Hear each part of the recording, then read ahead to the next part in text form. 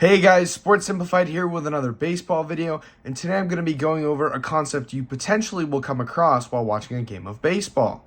Today I'm going to be going over what's the difference between a complete game shutout, a no-hitter, and a perfect game.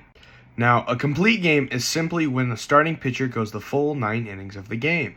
A complete game shutout is when the starting pitcher goes the full 9 innings of the game, but in addition, the opposing team does not score any runs. Now, a note to be made is that the typical baseball game is 9 innings long. However, if a game does go into extra innings to a 10th, 11th, or beyond, for a pitcher to complete a complete game or a complete game shutout, they do need to continue pitching till the very last out. Now, a no-hitter is simply when the opposing team completes a game without recording a hit. Now, there are multiple ways to complete a no-hitter. A pitcher can still give up walks, can still hit batters, the defense can still create errors and other bad plays that can happen. The only caveat is that the pitcher cannot allow any hits. In addition, a team can also lose while completing a no-hitter. Now, in MLB history, there have been 6 no-hitters that have resulted in a loss. The most recent was in 2022 when the Cincinnati Reds lost to the Pittsburgh Pirates 1-0 after throwing a no-hitter. Now, another note to be made is in the last game I just talked about is it was recorded as a combined no-hitter. A combined no-hitter is when multiple pitchers from the same team combine to complete a no-hitter.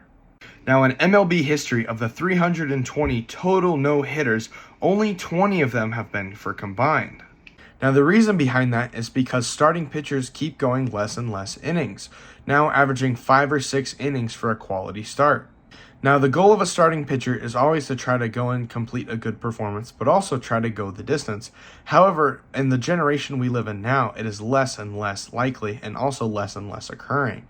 A factor for that is the common pitch count. Now, most pitchers aren't really explicitly on a pitch count.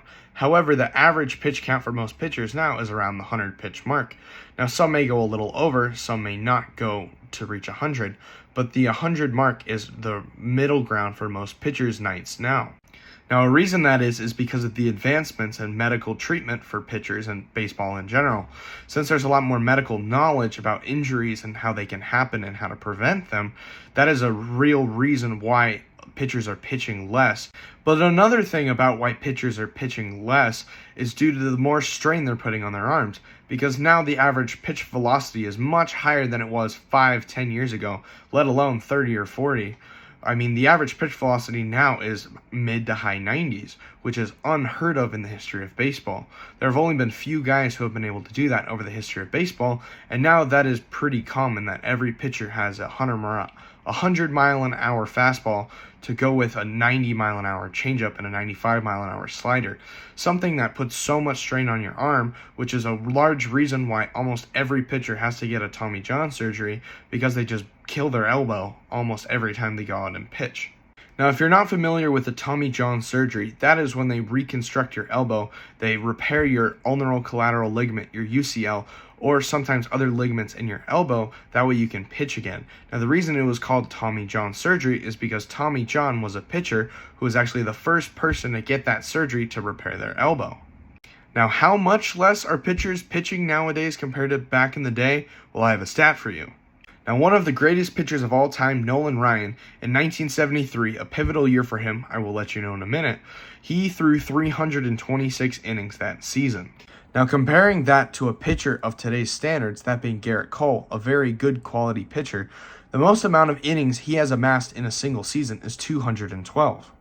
Now, the ultimate consequence in the pitching disparity in the innings pitched per season and at large a career is that certain records, that being the strikeout record and the single season strikeout record, are most likely not going to be broken.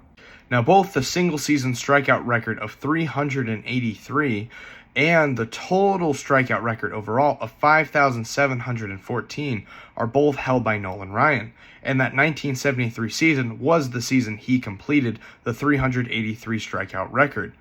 Lastly, the crown jewel of pitching is the perfect game. The perfect game is simply 27 batters up, 27 batters down. Now, if you can't do the math, that equates to 27 outs, which divide that by 3 is 9 innings. In the history of MLB, which is 150 plus years of baseball, there have only been 24 complete perfect games. The most recent of that being by Domingo Germán this season against the Oakland Athletics, which happens to be the game you've been watching during this video. Now again, this is one of my longer videos, and if you've made it to the end, please leave a comment saying which part of the video you thought was the most interesting. And as always, like and follow for more.